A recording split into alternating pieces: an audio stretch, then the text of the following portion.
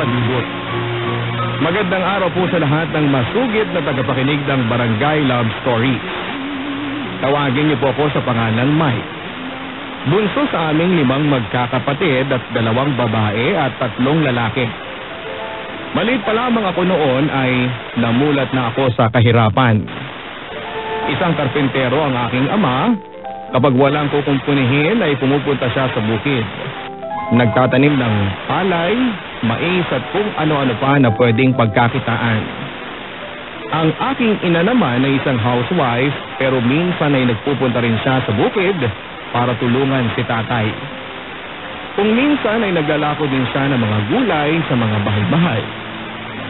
Si Manang Novi noon ang siyang nag-aalaga sa amin ng Manong Junior ko, ang kapatid naming disabled.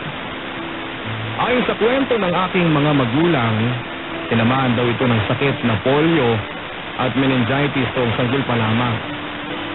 Maswerte na daw noon kung sa 10 na tamaan ng naturang sakit ay may makaligtas na 2.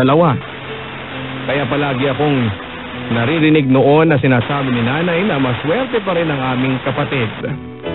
Yun nga lang ay hindi siya nakakapamuhay na normal. Papasok na ako noon sa grade 1 nang magkaroon ng malalang sakit si nanay.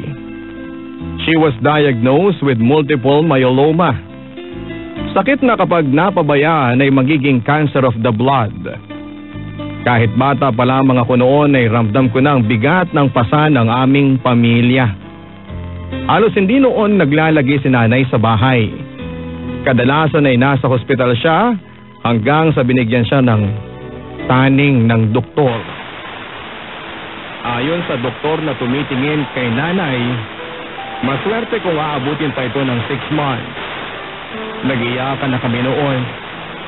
Yung isipin pa lamang na alam mo na mawawala na ang iyong ina ay sobrang hirap na. Mahinang-mahina na noon si nanay. Hirap na rin kami noon sa gastusin sa pagpapagamot. Wala na kaming nagawa noon kundi hintayin na lamang ang araw na sinabi ng doktor. Isang araw niyaya ko ni nanay sa palengke. Mahina na siya noon pero nakakalakad pa. Dumiretso kami sa isang variety store. Gusto mo ba to anak? Tukoy niya sa isang backpack. Bibilhin niyo po yan inay para sa akin? Tanong ko. Oo. Gusto mo ba? Tanong niya at tumango lamang ako. Bibilhan na kita ng bag anak at baka ito na ang huling pagkakataon na mabilhan kita ng gamit. Sabay tulo ng kanyang mga luha. Napaiyak na rin ako noon at palapit kasi ng palapit ang taning niya at kung pwede ko lang pigilan ang pagtakbo ng oras noon. Kahit pa alam naming wala ng pag-asa, hindi kami tumigil sa pagdarasal para sa kaligtasan ng aming ina. Ibinigay namin ang lahat ng pagmamahal at pag-aaruga. Gusto naming hanggang sa huli ng kanyang buhay ay maging masaya siya. Hanggang sa dumating na nga ang araw na tinakda ng doktor. Parang tumigil ang ikot ng mundo namin sa araw na yon, pero lumipas ang buong araw, buhay ang aming ina. Hanggang dumaan ang ilang buwan at taon, kasama pa rin namin si nanay. Mas naging masigla nga ito sa pagdaan ng panahon at laking pasasalamat namin noon sa Panginoon dahil hindi niya pinabayaan ang aming ina. Nagpatuloy ang buhay namin. Nasa kolehiyo na noon ang panganay namin na si Manong Dexter. Ang aking 2 manang na sina Manang Grace at Manang Novi naman ay nasa high school. Kahit hirap kami sa buhay ay ginagawa pa rin ng aming mga magulang ang lahat ng kanilang makakaya. Importante kasi para sa kanila ang edukasyon. Hindi rin naman may pagkakailan na meron din kaming kapabilidad na makapagtapos. Kahit madalas ay kulang sa baon ay ginagawa namin ang lahat ng aming makakaya para makakuha ng magagandang grado sa pag-aaral. Taong 1999 na mag-asawa ang aming panganay na si Manong Dexter. Nasa 2nd year college pa lamang siya noon. Dismayado noon ang aking mga magulang Dahil ang gusto naman sana nila ay makapagtapos muna si Manong sa pag-aaral. Pero wala silang nagawa. Kaya kahit mahirap ay ginawa pa rin nila ang dapat. Itinangla nila ang aming 1 hektaryang bukirin para may pangpagastos sa kasal ng aming Manong. Naging maayos ang kasal ni Manong at pagkatapos ng kasal ay baka sa mukha ng aming mga magulang ang pagod at problema. Dahil maliban sa nakasangla na ang aming bukid ay marami rin silang hindi pa nababayaran na utang na nagasto sa aming pag-aaral at noong nagkasakit ang aming ina. Sa sumunod na taon ay nakipag-asawa na rin si Manang Grace, ang pangalawa sa aming magkakapatid. Tulad kay Manong ay labag sa kalooban ng aming mga magulang ang pakikipag-asawa ni Manang. Pero para na rin walang masabi ang ibang tao at ng aming mga kamag-anak ay ipinakasal na nga ang aming kapatid. Hanggang sa dumating ang araw ng pagtatapos ko sa elementarya. Kahit papaano ay napawi naman lahat ng mga pagod at hirap ng aking mga magulang. Nagtapos kasi ako na 3rd honor. Kahit elementary pa lamang noon ang natapos ko ay kitang-kita ko na kung paano noon napasaya ang aming mga magulang. Sa aking pagtatapos, Papa Dudut, ay muling naalala ng aking nanay ang muntik na niyang pagkamatay noong nasa grade 1 pa lamang ako. Akala ko hindi ko na makikitang magtapos ang bunso ko, ang masayang sabi ng aking nanay. Doble ang kaligayahan nila noon ni tatay dahil nagtapos na rin noon ang aking Manang Novi sa high school.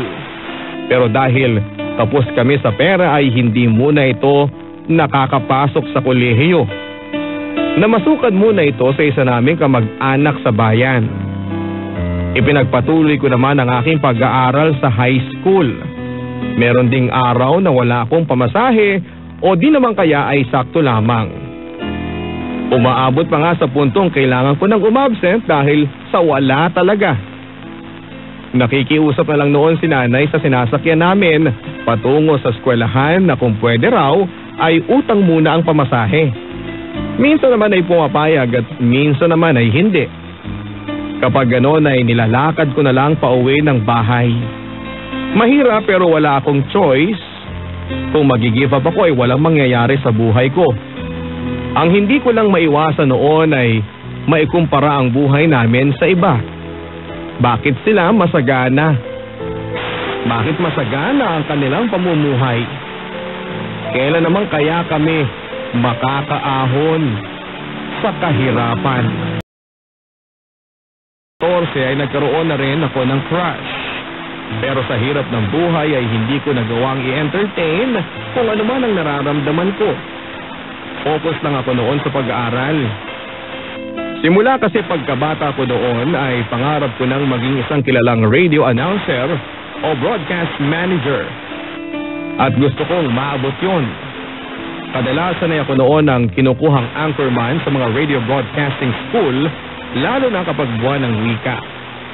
Noong sumunod na pasukan ay nag-enroll na rin ang Manang Novi ko sa college. Kumuha siya ng kursong education. Year 2007 na magtapos ako ng high school, ang nanay ko noon ay ang siyang kasama ko sa graduation day. May trabaho kasi noon si tatay. Sobrang saya ko noon maging ang nanay ko. Nangingilid pa nga ang luha sa mga mata niya nung mga sandaling iyon. Pero dahil graduating na noon sa college si Manang Novi, ay napilitan muna ako mag-stop pagkatapos ko ng high school. Masyado na kasi mabigat ang gastusin noon ng manang ko at kitang-kita ko naman na hirap na noon ang aming mga magulang. Sakto namang barangay election noon. Sinabihan ako ng aking mga magulang na bakit hindi ako tumakbong SK chairman. Sa totoo lang ay wala talaga sa isipan ko ang bagay na yon. Pero malakas ang loob nila. Dati kasing barangay secretary ang aking nanay at dating kagawad naman si tatay. Hindi kasi ako yung kabataan na mahilig sa barkada. Hindi ako yung palabas-labas at pumupunta sa kung saan-saan. Ako yung taong bahay lang hanggang sa dumating na nga ang araw ng filing of candidacy. Sinamahan pa ako noon ni tatay para mag-file. Medyo atrasado ako noon, Papa Dudut. Hindi kasi ako sanay na makihalubilo sa tao. Saka lang ako lumabas noong meeting di avance na. Doon lang ako humarap sa mga tao. Ramdam ko naman ang suporta nila sa akin, maging ang mga matatanda ay suportado rin ako. Pagdating ng eleksyon ay magkahalong excitement at kaba ang nararamdaman ko. Mano-mano pa lang noon ang bilangan, nasa 20 ballots na siguro noon ang nabasa, pero ni isa ay wala pa akong boto. Medyo kinakabahan na ako noon, pero pagbasa sa mga sumunod na balota ay wala na akong ibang narinig kundi ang pangalan ko. Wala pa mang proclamation na nagaganap ay narinig kong nagpalakpakan ng mga tao pagkatapos ng counting. Mahigit kalahati ng voting population ay napunta sa akin. The rest ay pinaghatian na ng 20 kalaban.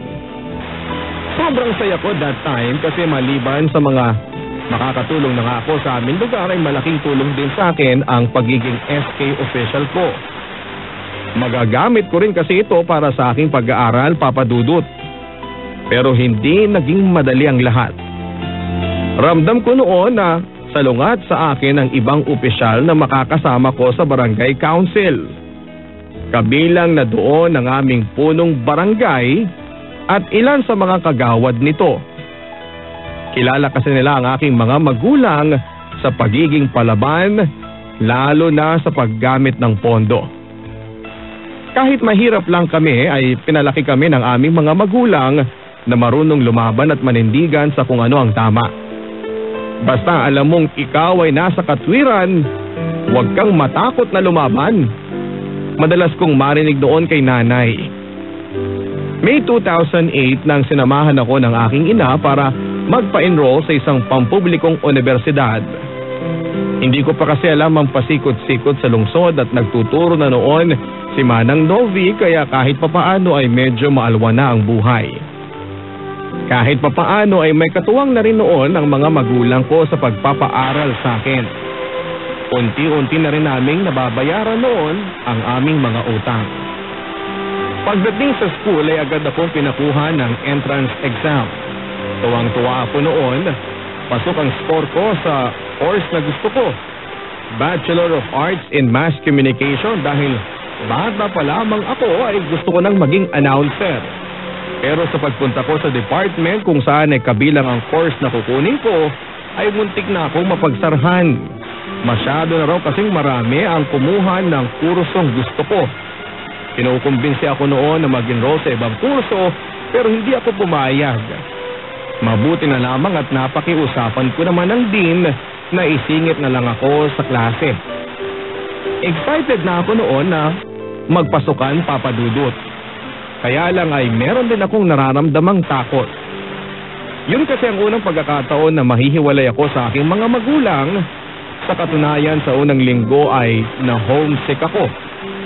Mabuti na lamang at mababait din naman ang aking mga kasama sa dorm. Kaya unti-unti din ako nakapag-adjust. First year ng second semester na mag-umpisa akong mapakinggan sa radyo. Nag-volunteer ako noon bilang program host sa isang AM station. Masayang-masaya ako noon kasi kahit estudyante pa lamang ako, ay na-experience ko na ang pagtatrabaho sa radyo. Dream come true, kumbaga. Ramdam ko noon ang saya na nararamdaman ng aking mga magulang. Lalo na kapag naririnig nila ang kanilang mga pangalan na binabati ko sa radyo. Maging ang ibang mga kamag-anak namin ay nagpapabati rin. Yung simpleng saya na naibibigay ko noon sa aking pamilya ay sobrang sarap sa pakiramdam. Noon ay tuloy-tuloy na ang magandang takbo ng buhay namin, Papa Dudut. Pero hindi pala dahil isang malaking pagsubok ang darating sa amin. Summer ng 2009 nang mapansin namin ang pangangayayat ni tatay. Madali siyang mapagod at hindi na makapagtrabaho ng maayos. At dahil nga sa napansin naming pagbabago kay tatay ay dinala namin siya sa ospital. Sinamahan siya ni Manong Novi at ni nanay. Nagpalipat-lipat sila ng pinuntahang ospital bago namin nalaman ang tunay na karamdaman ni tatay. Maraming laboratory test ang ginawa hanggang sa pinabiopsy siya at napag-alamang meron siyang lung cancer. May lung cancer si tatay at malala na, stage 4. Tumalat na sa buong katawan niya ang cancer cells. Noong una ay hindi namin pinaalam kay tatay ang sakit niya. Ayaw kasi naming mag-isip siya ng bagay na lalong makapagpapabigat sa kanyang damdamin. Pero minsan ay nahuhuli niya kaming umiiyak. Napakahirap para sa amin noon ang umastang masaya sa harap ng aming ama. Pero yun lang ang tanging paraan para mapagaan namin kahit papaano ang kanyang kalooban. Advice ng doktor na pakitaan lang namin siya ng magaganda at ibigay ang lahat ng gusto niya. Diretsang sinabi sa amin ng doktor na hindi na magtatagal si tatay. Maswerte na kung aabutin pa siya ng Pasko. End stage na ang tatay ninyo. I'm sorry, ang sabi niya. Iyak ako ng iyak noon, Papa Dudut, maging ang kapatid ko at si nanay. Hanggang sumapit ang pasukan pero wala akong gana. Ang gusto ko lang noon ay nasa tabi ng tatay ko. Anak, pumasok ka na. Mag-aral ka ng mabuti. At saka kailangan mo pa talagang pumunta ng Tugigaraw, hindi ba? Linggo ngayon. May programa ka sa radyo kaya pumunta ka na nang marinig ka namin. Baka kasi hindi na kita mahintay na magtapos. Nakangiti pero banayad na sabi niya sa akin. Gustong-gusto ko siyang yakapin noon pero pinigilan ko ang aking sarili. Kapag ginawa ko yun ay siguradong hindi ko na mapipigilan pa ang mga luhan na gustong bumalong sa aking mga mata. Sa 9, papasok na ako noon ng second year. Labag man sa kalooban ko ang iwan si tatay, pero alam kong ang pagtatapos ko ang mas makapagpapasaya sa kanya. Inalok ako ng isa naming kamag-anak na tumira na lamang sa kanila sa may Pingue Royo. Pumayag na ako noon at malaking bagay na rin kasi ang matitipid ko kapag hindi ako nagbo-boarding house. May restaurant sila sa Carig at kadalasan kapag wala akong klase ay doon ako naglalagi at tumutulong. Mula sa pagsiserve, sa paghuhugas at kung ano-ano pang trabaho ay pwede kong itulong. Medyo nahihirapan ako noon, Papa Dudut. Imbes kasi nagagawa ako noon ang assignment ko ay hindi na dahil magtatrabaho muna ako. Madalas pang mapuyat. Umaabot kasi ng hating gabi ang trabaho lalo na pag maraming nagiinuman na customer. Hindi na rin ako komportable sa pagtira sa kanila noon. Kapag kasi nag-aaway silang mag-asawa ay naririnig ko na nababanggit nila ang pagtira ko sa kanila. Kung tutuusin naman ay pinagtatrabahuhan ko naman ang libreng pagtira ko. Sa umaga ay maaga akong gumigising para maglinis ng bahay at magluto ng almusal. Wala akong choice noon kundi ang magtiis. October 7, 2009, as usual ay maaga akong gumising para magtrabaho muna bago ako pumasok sa klase. Pagbangon ko ay una kong kinuha ang cellphone ko para i-check ang oras. Pagtingin ko ay nakita kong may text ang manang ko. Pinapauwi ako sa amin at namimiss daw ako ni tatay. Gusto raw niya akong makita. Sabi pa niya sa text ay magdala daw ako ng mga damit ko. Agad-agad naman akong nagpaalam sa pinsan ko at nagbihis. Kulay pula pa yung suot kong t-shirt noon at paborito ko kasi yun. Ang kulay pula, positive kasi ang dating. Nang nakasakay na ako sa van pauwi sa amin sa Gataran ay tinext ko ang mga classmates ko na paki-excuse na lamang muna sa klase. Alam na rin noon ng mga classmates ko at teachers ko ang sitwasyon ni tatay, kaya naintindihan naman nila ako. May mga pagkakataon kasi na uma-absent ako para kay tatay. Mahigit 1 oras ang biyahe pa uwi sa amin, Papa Dudut. Habang nasa biyahe ako ay umidlip muna ako at nagising na lamang ako nang malapit na ako sa amin. Pagbaba ko sa kalsada ay nakatingin lahat sa akin ang mga kapitbahay. Napansin ko ang mangilang-ilang tao na nasa harapan ng bahay. Napapaisip din ako noon kung ano ba ang meron. Wala naman akong natatandaang okasyon. Ngunit hindi pa man ako nakakalapit sa aming bahay, ay sinalubong na ako ng aming ina na humahagulhol. Michael, anak, wala na ang tatay mo. Iniwan na niya tayo. Sa narinig kong yon ay natigilan ako. Hindi kagad ako nakapagsalita at hindi ko namalayan kung paano ako nakapasok sa loob ng bahay. Sa pintuan pa lamang ay tumambad na sa akin ang katawan ng aming ama na babalot ng puting kumot. Parang wala ako sa sarili ko noon, Papa Dudut. Dahan-dahan akong lumapit at niyakap ang aming amang wala ng buhay. Tay, gumising ka. Bakit mo kami iniwan? Hindi mo man lang ako hinintay. Hindi man lang tayo nakapag-usap. Paulit-ulit kong sinasabi ng mga sandaling yon. Wala akong pakialam noon kung maraming nanonood sa akin. Niyakap din ako noon ng mga manangko at sinanay. Sigati ang bumalot sa buong bahay ng mga oras na yon. Napakasakit sa amin, lalo na sa akin ang pagkawala ni tatay. Hindi ko man lang siya nakausap sa huling sandali ng buhay niya at hindi ko man lang nasabi sa kanya kung gaano ko siya kamahal. Kung ang mawalan ng haligi ng tahanan, Papa Dudut. Gayunpaman, kahit na ano pang gawin namin ay wala na.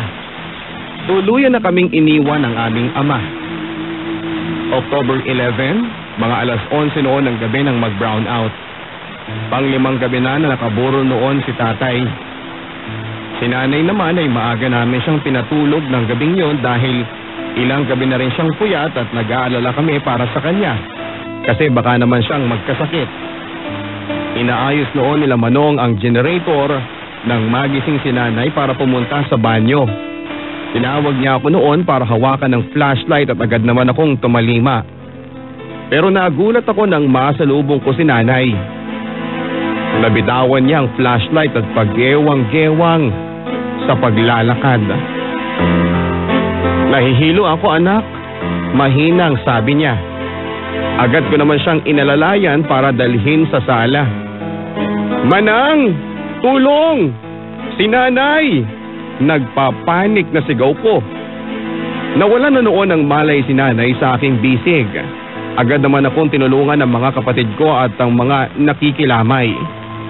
Tarantang-taranta kami ng mga sandaling yun, Papa Dudut. Dali-dali namang kinuha ng isa naming pinsan ang kanilang tricycle at 3 kaming sumama noon. Si Manang Novi, Manong Dexter at ako. Kami ni Manang Novi ang umaalalay kay nanay sa loob ng tricycle. Madilim noon ang paligid kaya hindi makapagpatakbo ng mabilis ang pinsa namin. Nang makarating kami sa pinakamalapit na ospital ay agad siyang kinabitan ng oxygen at dextrose. Ngunit dahil sa kakulangan ng gamit ay agad din kaming pinadala sa ospital sa bayan. Umiiyak na kami noon ng mga kapatid ko dahil sa kalagayan ng aming ina. Pagdating namin sa ospital sa bayan ay agad din silang tumawag ng ambulansya. Sapagkat hindi kakayanin ng pasilidad doon ang kalagayan ni nanay. Kaya kailangang mailipat sa ibang ospital. Habang nasa daan kami ay hindi namin mapigilan ng mapaiyak. Wala pa ring malay noon si nanay nang makarating kami sa CVMC. Agad naman siyang inasikaso ng mga nurse at doktor sa emergency room. Ilang sandali pa ay dinala kami sa ward. Nang mag-round ang doktor ay kinausap niya kami ng mga kapatid ko. Pumatos ang nanay ninyo. Tumaas ang blood pressure niya at malamang sa matinding pagod at stress, ang sabi ng doktor. Malala daw ang naging tama ni nanay at apektado ang kanyang nervous system. At walang nakakaalam kung kailan ito magigising. Advice nila kahit na walang malay ay kausapin lang namin ang aming ina. Iparamdam daw namin na nandito kami at naghihintay sa kanya. Kinabitan na siya noon ng mga tubo na daanan ng kanyang pagkain at para sa kanyang ihi. Mugto na noon ang aming mga mata sa kakaiyak. Hindi pa nga tapos ang burol ng aming ama. Heto na naman kami at nagbabantay sa aming ina na nasa bingit ng kamatayan. Sa aking paglalakad-lakad sa loob ng hospital ay hindi ko na malayan na nakarating na pala ako sa chapel ng hospital. Pumasok ako doon at umupo sa pinakaharap na upuan. Napatitig ako noon sa imahe ni Jesus na nakapako sa krus. Hindi ko noon maiwasan ang tanungin siya at kung bakit niya ginawa sa amin ito. Kung ano ba ang naging mabigat na kasalanan namin sa kanya. At hinayaan niyang mangyari ang mga ito sa amin. Isa lamang ang hiniling namin noon sa kanya at yon ay ang iligtas ang aming ina. Ang dugtungan pa ang buhay niya. Handa ako magsakripisyo noon para lang mabuhay siya. Nasabi ko noon sa may kapal na handa akong ialay ang buong buhay ko sa kanya. Na handa ako magsilbi sa kanya ng buong buhay. Buhayin lamang niya si nanay. Napahagulhol na ako noon nang dumating si Manong Dexter. Sinundan pala niya ako. Tinapik-tapik niya ako sa balikat para aluin pero tulad ko ay lumuluha din siya. Bakit, Manong? Ano ba naman itong nangyayari? Huwag naman sana. Hindi ko nakakayanin. Hagulhol ko. Hindi tayo susuko, ading. Makakaligtas si nanay. Makakaligtas siya. Sagot ng kapatid ko. Nakapag-decide na kami noon na ilibing na si tatay. Matagal na rin siyang nakaburol at para makapag-focus kami sa pag-aalaga kay nanay. Sobrang pagod at puyat na rin kami noon. October 14, madaling araw pa lamang ay handa nang umuwi si Manong Dexter para asikasuhin ang last night ng aming ama. Pero hindi na sa tumuloy dahil napansin namin kakaiba ang paghinga ni nanay. Nahihirapan na kasi itong huminga gamit ang oxygen gas kaya pinalitan ang aparatos na nakakabit sa kanya. Napakasakit makitang ang minamahal mong ina ay nahihirapan. Napakasakit isipin noon na ang ambu bag na mano-mano naming binobombahan ay siya na lang na bumubuhay sa aming ina. Makalipas ang ilang minuto ay nagtingalo ito. Tinawag namin ulit ang doktor at kinabitan ng kung ano-anong gamit ang aming ina. Umiiyak na kami noon at pinipigilan nila kami pero wala silang magawa. Muntik pang himatayin si Manang Novi. Nahilo ito at mabuti na lamang at nasa loob ni Manong Dexter. Mas lalong lumakas ang iyak ko nang subukan kong yakapin si nanay. Naramdaman ng palad ko na matigas na ang kanyang tiyan at tanda ng paghabol nito sa kanyang hininga. Binombala noon ng mga doktor ang dibdib ni nanay. Kinabitan na rin siya ng ECG. Noong una ay marami pang guhit na lumalabas hanggang sa naging isang linya na lamang ito. Kasabay ng mahabang pagtunog ng makina, tanda na iniwan na kami ng aming ina. Napakapit ako sa rehas ng bintana ng hospital habang humahagulhol. Hindi ko noon mapigilang magwala dahil sa sobrang paghihinagpis. Sinubukan akong pigilan, maging ang mga guard sa hospital pero wala silang nagawa. Sa sandaling yun ay hindi ko napigilang sumbatan ng Diyos. Wala siyang awa. Bakit kailangan niyang magkasunod na kunin ang mga mahal naming magulang? Nakaburol pa nga lang ang bangkay ng aming ama pero heto na naman at kinuha na rin niya ang aming ina. Iyak lahat ng mga tao noon sa bahay. Lalo na noong ibaba na nila mula sa funeral car ang aming ina, ipinasok siya sa sala kung saan ay nakaburol din si tatay. Niyakap kami noon ng aming mga kamag-anak habang nag-iiyakan. Hindi namin alam kung ano ang gagawin namin. Napakahirap tignan ang dalawang kabaong na magkatabi at ang laman ay ang aming mga pinakamamahal na mga magulang. Mas lalo akong nahabag kay Manong Junior, ang kapatid naming disabled, at pumunta siya noon sa harap ng mga kabaong nila nanay at tatay. Inahaplos ang salamin ng kabaong sa tapat ng kanilang mga mukha. October 22, 2009, sabay naming inilibing ang aming ama't ina. Naging madamdamin ang pag-alis ng aming mga magulang sa aming bahay, maging sa simbahan. Doon namin nakita kung gaano karami ang nagmamahal sa aming pamilya.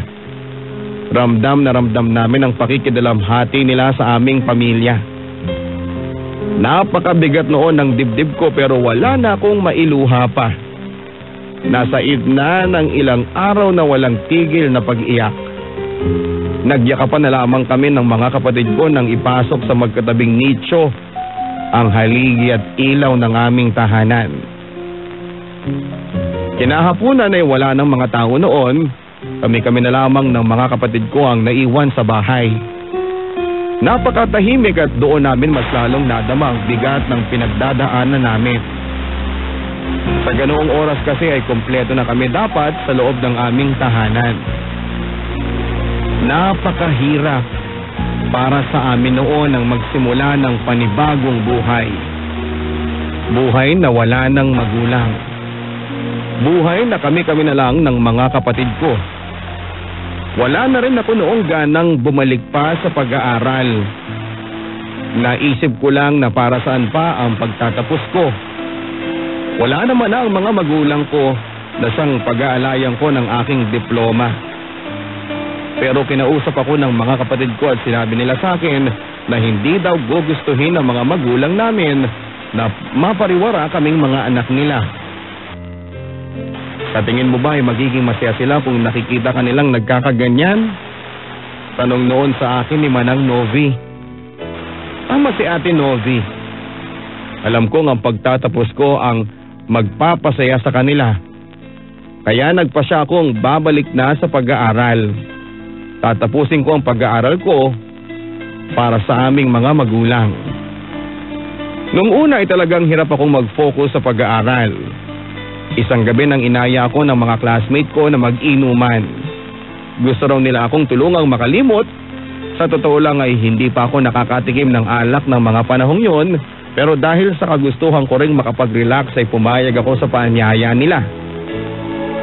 Napili namin mag-inuman sa likod ng boarding house ng isa naming kaklase.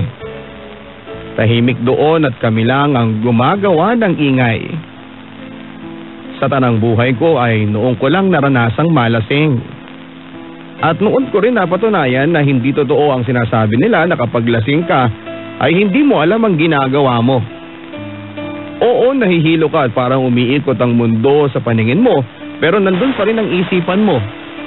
Naalala ko pa rin noon ang mapait na pinagdaanan ng aming pamilya. Hindi ko mapigilan ang sarili ko na mapaiyak at inilabas ko noon lahat ng sama ng loob ko. Lahat ng hinanakit sa pagkawala ng aking ama't ina. Kaya mo yan, tol. Ganon talaga ang buhay. Lahat tayo pupunta dun. Makakasama mo din sila sa tamang panahon. Ang payo sa akin ng isa kong kainuman. Pagkatapos namin mag-inuman ay isa-isa na rin kami nagsipag-uwian. Dumiretso na ako noon sa bahay ng pinsang ko sa Pingge at hindi na ako dumaan pa sa restaurant nila sa Carig. Hilong-hilo na rin kasi ako noon at gusto ko na talagang matulog. Kinabukasan ay nagising akong masakit ang ulo pero pinilit ko pa rin pumasok sa klase. December 2009, ang Manang Grace ko naman ang nahospital. Natakot kami noon sa kung ano ang pwedeng mangyari sa aming kapatid. Wala pa ngang isang buwan noong halos magkasabay na pumanaw ang aming mga magulang, pero isa na naman sa aming pamilya ang may karamdaman. May nakita ang mga doktor na bukol sa kanyang ovary at kailangan itong maoperahan. Kapag hindi ito natanggal ay posible daw na ito'y maging isang tumor At hindi ko noon maintindihan kung ano bang nangyayari sa pamilya namin.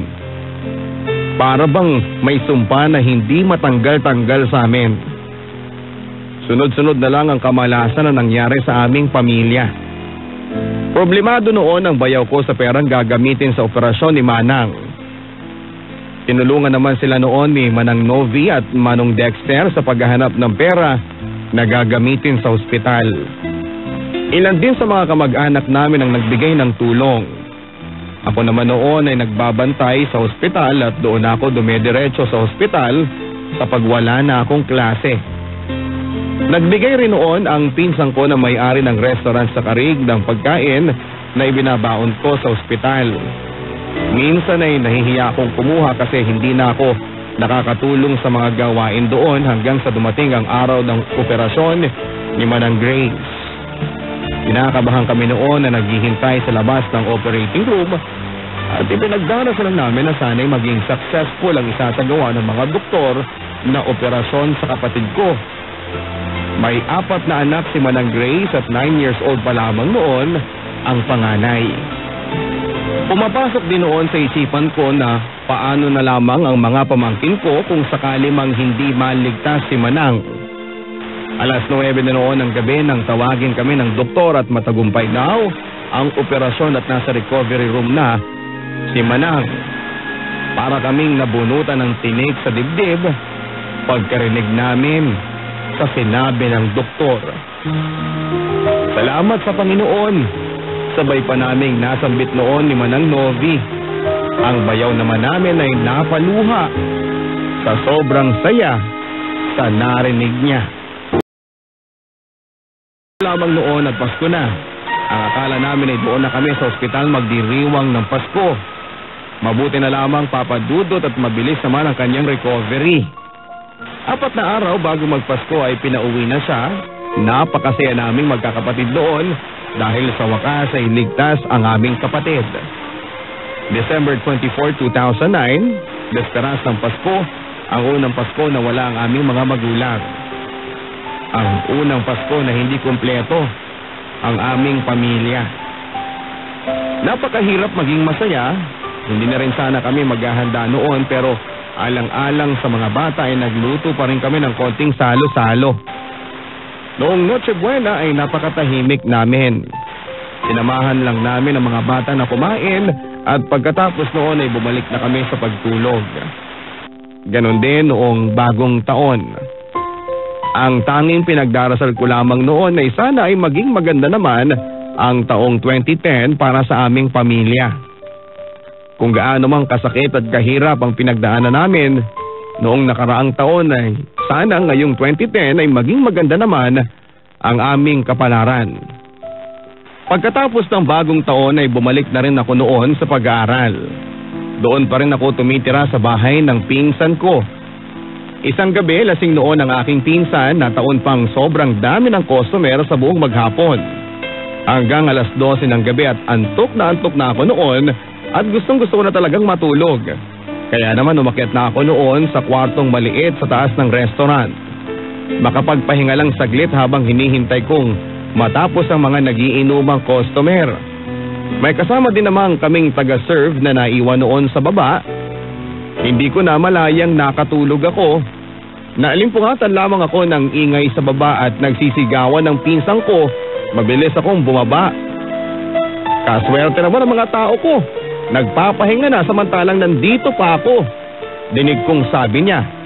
Alam kong ako ang pinatatamaan niya. Napaismid na lamang ako noon at sa totoo lang papadudot ay wala naman siyang ginawa dahil kami naman lahat ang nagtatrabaho.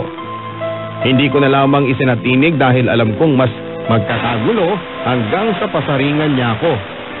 Ikaw Mike, tignan mo at baka naman ako pang maging dahilan para hindi ka makapagtapos. Baka naiistorbo ka na. Aniya. Papadudot hindi naman ako manhid at lalong hindi ako tanga para hindi maintindihan ang punto niya. Alam kong kailangan ko nang umalis sa poder niya. Hindi ko mapigilang mapaiyak at maawa sa sarili ko sa mga oras na yon. Kung hindi sana kami mahirap, kung buhay pa sana ang aking mga magulang, May mapagsasabihan sana ako ng kalagayan ko. Hindi na ako nakatulog ng gabing yon sa kakaisip at nakapagpasya na ako na kailangan ko nang umalis at hindi ko na kaya. Alas 4 pa lamang ng umaga nang magsimula na ako mag-impake ng mga gamit ko at dahil tulog pa sila nang umalis ako ay nag-iwan na lamang ako ng sulat. Doon ay nagpasalamat pa rin ako sa kanya, pagpapasalamat para sa pagpapatira niya sa akin sa bahay nila. Pagdating ko sa gataran ay nagulat ang aking mga kapatid at nagtataka sila kung bakit dala-dala ko na ang lahat ng gamit ko. Naawa sila sa akin matapos akong magkwento. Hindi kasi nila alam ang pinagdadaanan ko sa poder ng pinsa namin. Kinagabihan ay tumawag kay Manang Novi ang pinsa namin at pinababalik niya ako sa kanila. Hanggang ngayon ay tandang-tanda ko pa ang sinabi niya. Hindi makapagtatapos sa pag-aaral yan kung hindi babalik dito. Dinig kong sabi niya kay Ate Novi. Nakaramdam ako ng galit para sa kanya noon, pero yung sinabi niyang yon ang ginamit kong inspirasyon para maging matatag, para magpursige at magtapos ng pag-aaral. Simula noon ay ipinangako ko sa sarili ko na magtatapos ako at papatunayan ko na mali siya. Noon ay naghanap na ako ng boarding house. Sakto naman na may bakante sa boarding house ng isa naming kaibigan. Si Alan ang isa sa mga pinaka-close kong classmate at mura lang ang renta, kaya naman hindi ako naghanap ng iba pa. Madali ko namang nakapalagayan ng loob ang mga boardmates ko, masasaya silang kausap at yun ang hinahanap ko noon. Para kahit papaano ay mabawasan naman ang kalungkutan ko. Sa kagustuhang makatulong sa mga kapatid ko ay naghanap ako ng part-time job. Sinubukan ko mag-apply sa isang fast food chain. Maswerte naman ako nakapasa at agad na sumabak sa training. Pero unang araw pa lamang ng training ay bumigay na ang katawan ko sa pagod. Nagkatrangkaso ako, Papa Dudut. Kahit mahirap lang kami ay hindi ako ganun kasanay sa trabaho. May pagkasakitin kasi ako, Papa Dudut, at isang araw lang na nagpunta ako sa bukid kinagabihan noon ay lalagdatin ako. Isang araw, bisita namin sa boarding house ang girlfriend ni Alan. May bakante umano sa pinapasukan niyang videoke bar at nangangailangan ng waiter. Interesado ako. Bakapan mo naman ako, sabi ko. Ako nang bahala, sagot naman niya. Nirefer nga niya kami sa isa ko pang boardmate sa may-ari ng videoke bar na isang retired police. Kinabukasan din ay nagsimula na kami sa trabaho. Alas 6 ng gabi hanggang alas 12 noon ang pasok namin. Minsan kahit alas 11 pa lamang ng gabi ay pinapauwi na kami ng may-ari. Alam niya kasi na meron pa kaming pasok kinabukasan.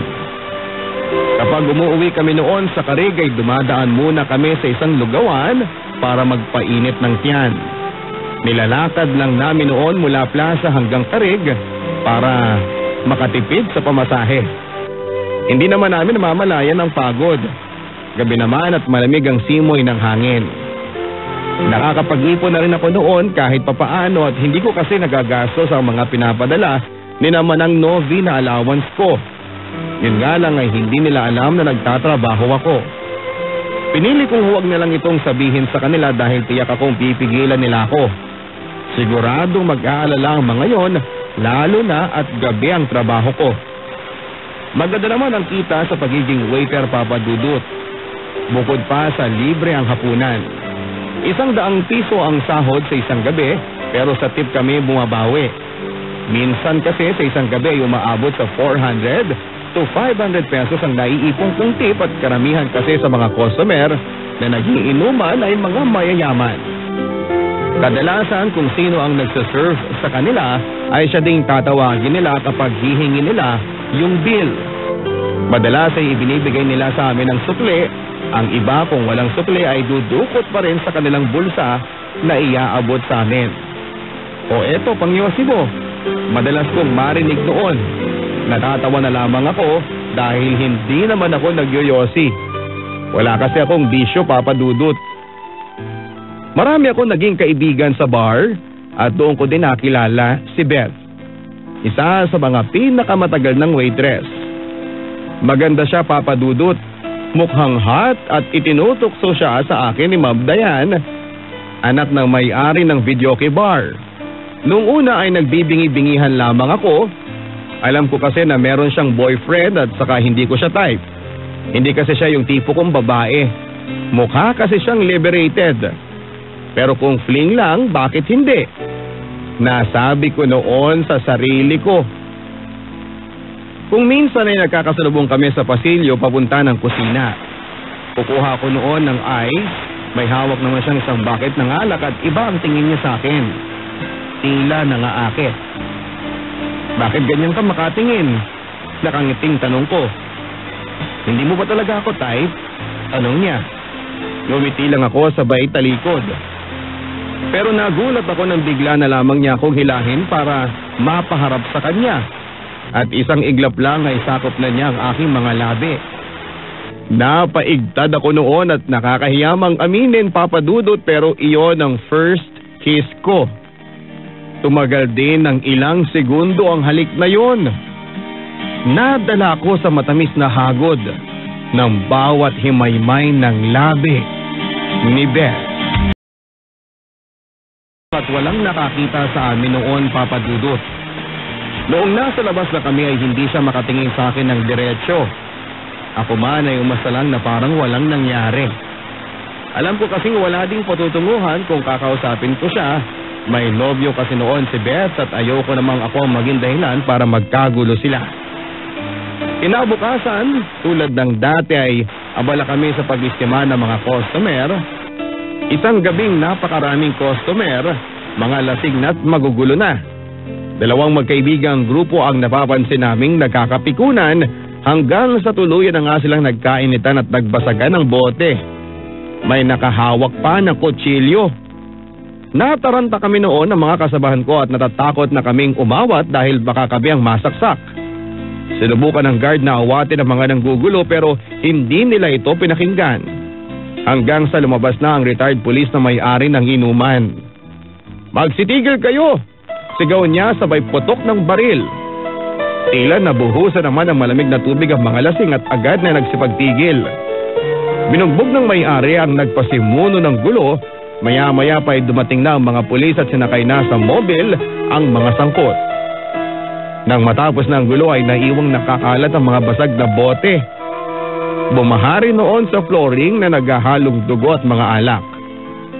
Ang lakas ng kabog ng dibdib ko ng mga oras na yon, Papa Dudut. Noon lang kasi ako nakasaksi ng ganong gulo. Pagdating namin sa boarding house ay ikinuwento ko kay Alan ang mga nangyari. Sinermonan niya ako kahit noong una pa lang kasi ay hindi na siya pabor sa pagtatrabaho ko sa videoke bar. Sabi ko sa iyo delikado yan.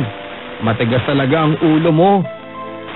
Mag-iingat na lang ako sa susunod, tol. Huwag na lang sanang makarating kina ate. Sabi ko, pasensya ka na, tol, pero konsensya ko kapag may nangyari sa'yo. Sagot niya. Alam kong isusumbong niya ako noon sa kapatid ko at ipinaalam nga ni Alan sa kapatid ko ang nangyari. Nagulat noon si Manang Novi dahil wala siyang kaalam-alam na nagtatrabaho ako.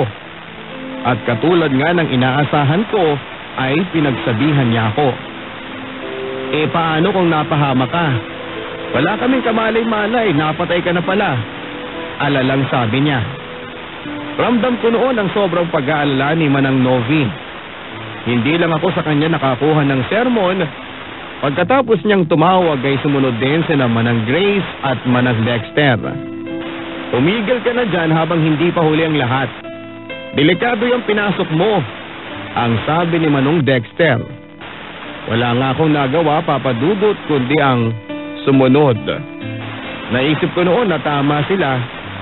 Delikado ang trabaho ko. June 2011, papasok na ako noon sa 4th year. Sa unang linggo ng pasukan ay wala pa rin kaming gaanong klase. Kaya sa boarding house na lamang ako madalas na tumatambay.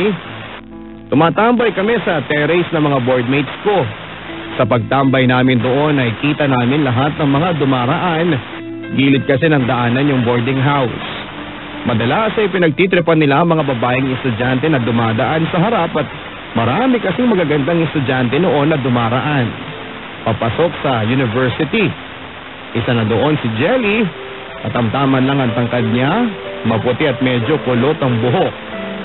Mas lumilitaw ang kagandahan ng kanyang mukha dahil sa minal niya sa baba. Isa siyang public administration student.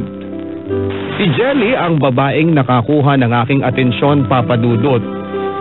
Napag-alamang ko na kapatid pala siya ng dati kong kaklase na si Cheryl. Tumigil na kasi si Cheryl noon sa pag-aaral at mabuti na lamang at meron pa sa phone book ng CP ko ng number niya. Agad-agad ko siyang tinext at hiningi ang number ni Jelly. Nung una ay ayaw pa niyang ibigay. Baka pagtripan mo lang yung kapatid ko ha, sabi niya. Ganun ba ako? Kilala mo ko siya. Alam mong hindi ko magagawa yan. Natatawa ang sagot ko. Kinulit-kulit ko pa rin siya hanggang sa binigay na rin niya ang hinihingi ko. Inagabihan ay tinext ko si Jelly. Nagpakilala muna ako at sinabi kong kinuha ko ang number niya sa kanyang ate. Nag-reply naman siya at mabait siyang ka-text, Papa Dudut. May pagka-boring nga lang. Yung tipong isang tanong, isang sagot. Mabuti na lamang at magaling ako makaisip ng topic. Kaya naman nagiging masaya pa rin ang aming palitan ng mga messages. Hindi nagtagal ay nagparamdam na ako sa pagkagusto sa kanya. Sinabi niya sa akin na meron daw siyang boyfriend pero hindi ako nagpatinag. Boyfriend pa lang naman ang sabi ko. Nagpatuloy ako sa panliligaw sa kanya. Kapag bakante kaming dalawa ay niyayaya ko siyang magmerienda sa labas. Magkalapit lang kasi ang boarding house namin. Nahihiya pa siya sa akin nung una pero habang tumatagal ay nagkakapalagayan din kami ng loob. Naikwento rin niya sa akin noon na nagkakalabuan na sila ng kanyang boyfriend.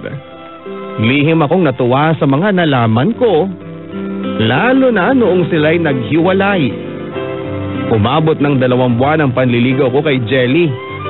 Napakasaya ko sa wakas ay sinagot na niya ako, Papa Dudut. Isang gabi noon na nag-text kami, tinanong ko kung may nararamdaman din ba siya sa akin. Matagal bago siya nag-reply. Noong tumunog ang CP ko ay dali-dali kong itong tinignan at napayes ako sa tuwa sa mga nabasa ko. Mahal din kita. Maiksing reply niya. Agad-agad akong nagpa-load para matawagan siya pero hindi siya sumasagot. Maya-maya ay nag-text. Nasa bahay ako, katabi ko si nanay. Text niya. Gabi na kasi noon kaya hindi na siya pwedeng lumabas ng bahay. Ganun pa man ay nagpalitan na lamang kami ng sweet messages at excited na ako noon na mag-umaga. Excited na akong makita ang aking nobya. Nakatulog ako ng gabing iyon na may ngiti sa aking mukha. Magkasama ni Jelly, Papa Dudut. Love ang tawagan namin. Kapag papasok kami sa eskwelahan ay nagsasabay kami at sabay din kaming kumakain ng lunch. At kapag uwian na ay naghihintayan kami. Ang saya-saya namin tuwing magkasama kami, Papa Dudut. Isang araw ay kumakain kami ng lunch sa boarding house ko. Pagkatapos namin kumain ay nagpahinga muna kami sa kwarto. 2:00 pa kasi ang susunod na klase niya, 3:00 naman ako. Halata kong naiilang siya, siguro ay dahil sa dadalawa lang kaming nasa kwarto. Yun kasi, Papa Dudut, ang unang pagkakataon na kami ay magkasarilinan. Bilang isang lalaki ay hindi ko maiwasang makaramdam ng kakaiba noon. Pero kailangan kong magtigil. Ayaw ko naman kasing isipin niya na bastos ako. Ganun pa man ay humirit ako sa kanya ng kiss. Kahit isa lang, pilyong sabi ko sa kanya. Napaismid naman siya sa hirit ko. Ano ka ba? Baka may makakita sa atin At nakakahiya pa. Nag-alalang reklamo niya. Yan lang ba ang problema mo? Natatawang sabi ko sabay tayo at nilakang pinto. Hindi na siya nakapagreklamo nang bigla ko siyang halikan sa kanyang mga labi. Tumagal din ang halikang yon ng 10 segundo. Pagkatapos nun ay binilungan ko siya. I love you, ang sabi ko. Sumagot naman siya sabay kurot sa tagiliran ko. Napakasaya namin ang araw na yon, Papa Dudut.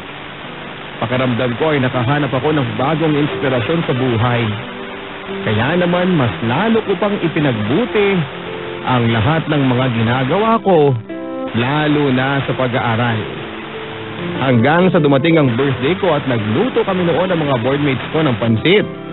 Kinagabihan ay nag-shot din kami ng konti. At syempre, special day ko yon, kaya naman hindi pwedeng mawala sa tabi ko ang pinakamamahal kong babae. Happy birthday, love! I love you! Ang sweet na bati sa akin ni Jelly. Yun na siguro ang isa sa mga pinakamasayang birthday ko. Konti man ang handa ay kasama ko naman ang pinakamamahal ko. Nang gabing yun ay doon nagpalipas ng gabi si Jelly. Hindi yun ang unang pagkakataon na matutulog siya sa boarding house ko. Pero yung gabing yun ang hindi namin napigilan ang aming mga sarili. Nagawa namin ang bagay na hindi dapat na mangyari. Ganon pa man ay masaya kaming pareho sa naganap. Mula noong may mangyari sa amin nang sabihin niya sa akin na hindi pa siya dinadatna ng buwan ng dalaw. At para makasiguro ay bumili kami ng pregnancy test kit. Kahit papaano ay nakadama rin ako ng takot noon, ganon din siya. Nagmamahalan kami at walang duda doon. Pero iniisip ko rin noon ang pag-aaral namin, lalo na at 4th year na ako noon. Nang makita namin ang resulta ng test ay napayakap siya sa akin ng mahigpit. Positive, Papa Dudut. Buntis si Jelly. Magkakaroon na kami ng anak at magkahalong saya't kaba ang nararamdaman ko noon. Saya dahil magiging daddy na ako. Kaba naman kung paano namin sasabihin sa mga magulang niya ang kanyang kalagayan. At kung paano ako magtatapat sa mga kapatid ko. Takot ako noon na kapag nalaman nila na nakabuntis ako ay patitigilin nila ako ng pag-aaral. Ayaw ko mangyari yon dahil 6 na buwan na lamang ang hihintayin ko at gagraduate na ako. Problemado kaming pareho noon at 2 buwan na noon ang pinagbubuntis ni Jelly nang magkasakit ito ng UTI. Hindi pa namin noon nasasabi ang kalagayan niya. Dinala siya ng kanyang mga magulang sa ospital for check-up. Doon nila nalaman na buntis siya. Text lang ang communication namin ng mga time na yon at gusto raw akong makausap ng mga magulang niya. Nang sumunod na linggo ay hindi muna ako umuwi sa amin sa Gataran. Sa Solado kami umuwi sa bahay nila Jelly. Noong nagbibihis ako ay kinakantsawan pa ako ni Alan. Ano, sasamahan ka ba namin? Mag-ingat ka, baka kakatayin ka na ron. Biro nila at alam kong pinapagaan lang nila ang loob ko. Oo, Papa Dudut. Aaminin ko na takot ako sa pwedeng mangyari noon. Pero walang mangyayari kung patuloy lang akong matatakot. Ginawa ko ito kaya kailangan kong panindigan. Mahal ko naman si Jelly at kahit anong mangyari ay pananagutan ko ang magiging anak namin. Tinext sa akin ni Jelly kung paano pumunta sa kanila, kung saan sasakay at kung saan ako bababa. Hindi pa kasi ako nakakapunta doon sa Solano. Pagbaba ko sa kanila ay agad naman akong sinalubong ni Jelly. Kinakabahan ako. Ang sabi ko, "Relax ka lang, love. Maiintindihan nila tayo." Ang sabi niya. Pagpasok pa lang sa bahay nila ay nangangatog na ang tuhod ko. Nasa sala noon ang mama ni Jelly at bumati ako ng magandang araw sabay mano. "Mabuti at nakarating kayo dito sa amin. Hintayin mo lang ang tito mo." Malugod namang sabi niya. Noon ay nakaupo si Jelly sa tabi ko. Nakangiti siya habang nakatitig sa akin at sa bawat kaluskos na narinig ko buhat sa labas ay napapaigtad ako. Pawis na pawis ako noon kahit nasa electric fan. Nagdadasal ako noon na sana'y maging maayos ang pag-uusap namin ng papa ni Jelly. Lumipas pa ang ilang minuto at dumating na ang kanyang papa. Tumayo ako at binati siya. Tulad ng mama niya ay malugod din akong binati ng kanyang papa. Pinagtimpla niya muna si Jelly ng 2 kape bago kami nag-usap. "Ano ngayon ang plano niyo?" Ang pambungad niyang tanong sa akin. Pananagutan ko po si Jelly. Pero ipapakiusap ko lang sana kung maaari ay huwag mo na nating ipaalam sa mga kapatid ko. Kinakabahang sabi ko, paano kami makakasigurong hindi mo tatakbuhan ang anak namin? Mahal ko po ang anak ninyo, Tito. Gusto ko sanang makapagtapos muna para sa kinabukasan namin. 6 na buwan na lang po, magtatapos na ako. Sagot ko. Kung tutuusin ay agarbyado sila sa desisyon ko pero wala akong mas magandang naisip noon. Nakakasiguro kasi ako na patitigilin ako ng mga kapatid ko once na nalaman nila ang mga nangyari. Mabuti na lamang at umayon ang panahon at napakabait ng Diyos dahil binigyan ako ng mga biyanan na nakakaintindi. Oo, Papa Dudut, naunawaan ako ng mga magulang ni Jelly. Tinanggap nila ang pakiusap ko at noong araw na yon ay doon ako nakapagpalipas ng gabi. Marami rin silang tanong noon tungkol sa pamilya ko at ramdam ko rin noon na welcome na ako sa family nila. Kinaumagahan, Papa Dudut, ay sabay na kami ng aking magiging asawa na bumalik. At kahit papaano ay lumuwag din ang loob ko. Wala na akong problema sa family ni Jelly at paminsan-minsan ay sa kanila na rin ako umuwi. Open na kami sa kanila at problema ko na lang ngayon ay kung paano ko ipagtatapat ang lahat sa pamilya ko. Unay ngang napakahirap ang may nililihim, Papa Dudut.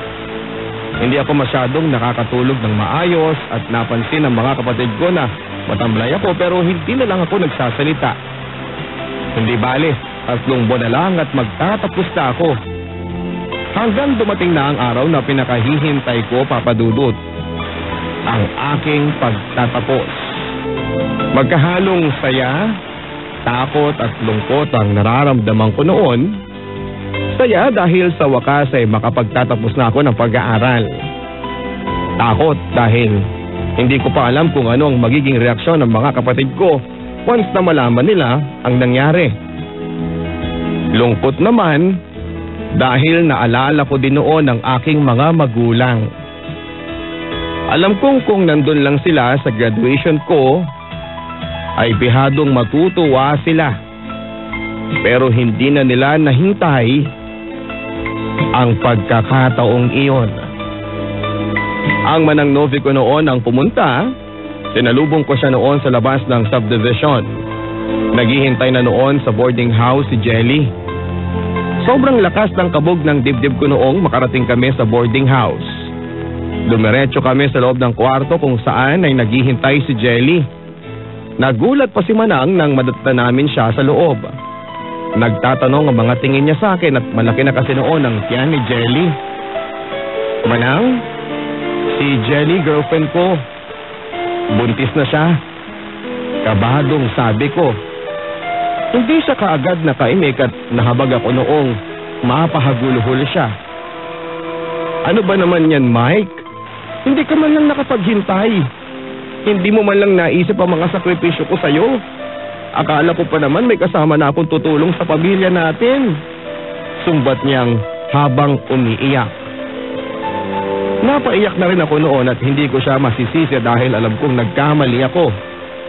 Pero ipinangako ko sa kanya na kahit may sarili na akong pamilya ay tutulungan ko pa rin siya kapag nagtatrabaho na ako. Pagkatapos niyang ilabas lahat ng sama ng loob niya, sa akin ay nagbihis na siya. Oras na ng graduation ceremony at hanggang sa makarating na kami sa school, ay wala pang nag-iimikan sa amin. Marami ng tao sa gymnasium kung saan ay gaganapin ang rides. Pumuesto na rin si Manang Novi at si Jelly sa upuan para sa mga parents at guests. Habang kami naman, na graduating students ay umayos na sa pila for the professional. Pagkarinig ko pa lamang ng marching song, ay hindi ko mapigilang mapaluha. Naalala ko lahat ng mga paghihirap ko habang ako'y nag-aaral. Ang mga sakripisyo ng aking namayapa ng mga magulang.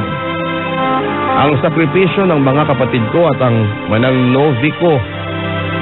Noong nasa upuan na kami ay nakita kong lumuluha din si Manang Novi. Pero nakangiti na siya noong mapatingin siya sa akin na nakasuot ng toga. Dumiretso kami sa isang fast food chain at doon namin celebrate ang pagtatapos ko. Alam kong may hinanakit pa rin sa akin noon ang kapatid ko pero pinilit pa rin niyang maging masaya sa graduation ko sa kabila ng mga nagawa ko. Pagkatapos noon ay nauna na siyang umuwi sa Gataran at naiwan muna ako sa boarding house dahil marami pa akong kailangang ayusin sa eskwelahan. Napakasaya namin noon ni Jelly dahil sa wakas ay wala na kaming nililihim.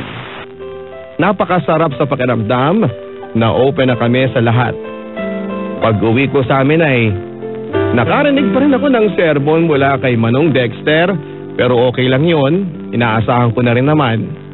Pinag-usapan na namin noon ang pagpunta namin sa bahay nila Jelly para mamanhikan. Pagpunta namin doon ay mabilis namang nagkasundo ang kapatid ko at ang mga magulang ni Jelly. May 9, 2012, ang espesyal na araw para sa amin ni Jelly. Ang araw ng aming pag-iisang dibdib. Ang araw ng aming kasal. Kahit civil wedding lamang yon ay naging masaya kaming lahat. Nandun lahat ng mga malalapit naming kamag-anak. Noong matapos ang seremonya ng kasal ay kinantsawan pa kami. Peace! Paulit-ulit nilang sigaw. Nagkatinginan kami noon nila Jelly at pinagbigyan namin ng mga tao. Kakaiba pala ang tamis ng halik, Papa Dudut, kapag alam mong malaya na kayong gawin nyo. Buwan ay isinilang na ng aking asawa ang aming first baby. Napakasaya ko dahil lalaki ang unang bunga ng pagmamahalan namin. Saktong 1 month na noon ang baby namin nang tawagan ako ng isang appliance company sa probinsya. Magsisimula na raw ako sa trabaho. Tuwang-tuwa ako dahil sa wakas ay makakapagtrabaho na ako. Maganda rin ang naging trabaho ko bilang isang product specialist. Yun nga lang ay medyo may kabigatan. Aside kasi sa aking primary function na pagbibenta, ay meron din akong paperwork. Minsan ay nag-aayos din kami ng mga stock at doon ako nabibigatan. Mahina kasi ako sa mga buhatan. Pero overall ay naging masaya at maganda naman ang naging takbo ng trabaho ko. Nagkaroon din ako ng maraming kaibigan. Nagpalipat-lipat kasi ako sa 2 branch ng company. Kaya naman halos lahat ng empleyado ay naging ka-close ko. February 2015 nang marinig ko sa Barangay FM sa probinsya ng Tugigaraw na nangangailangan sila ng male DJ. Sa totoo lang, Papa Dudut, ay matagal ko nang naririnig ang plug na yon dahil sa matagal ko nang pangarap ang magtrabaho sa media. Nagpasa ako ng application ko.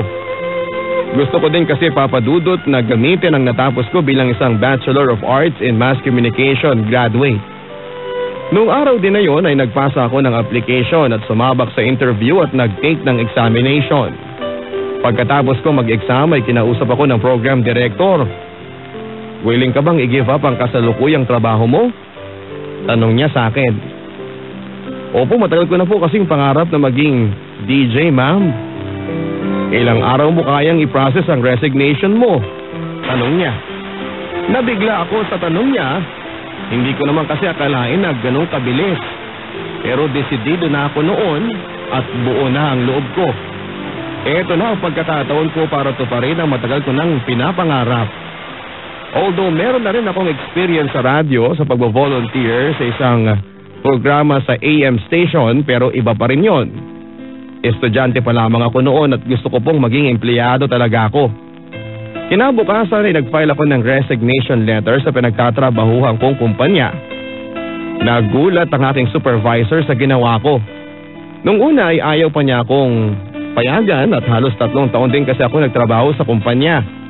At sa 3 taon na yon ay hindi naman sa pagmamayabang pero naging maganda naman ang performance ko. Mabuti na lamang at naintindihan nila ako.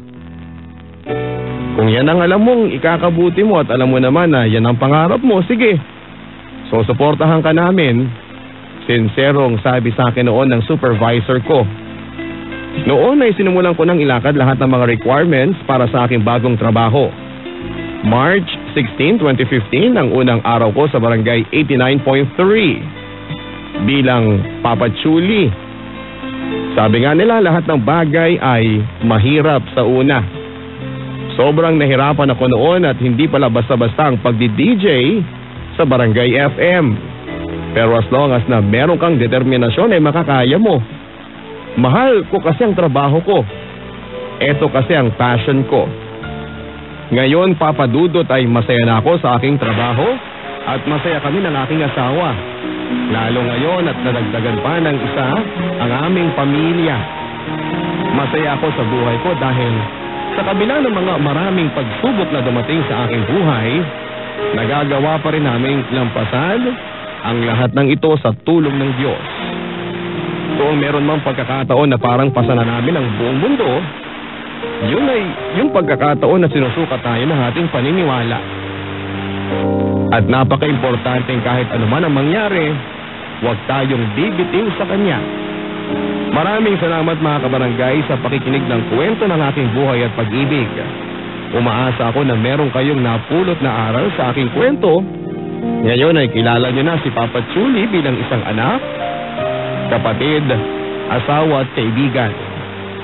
Maraming salamat mga kabarangay sa inyong walang sawang suporta sa lahat ng mga barangay FM stations nationwide.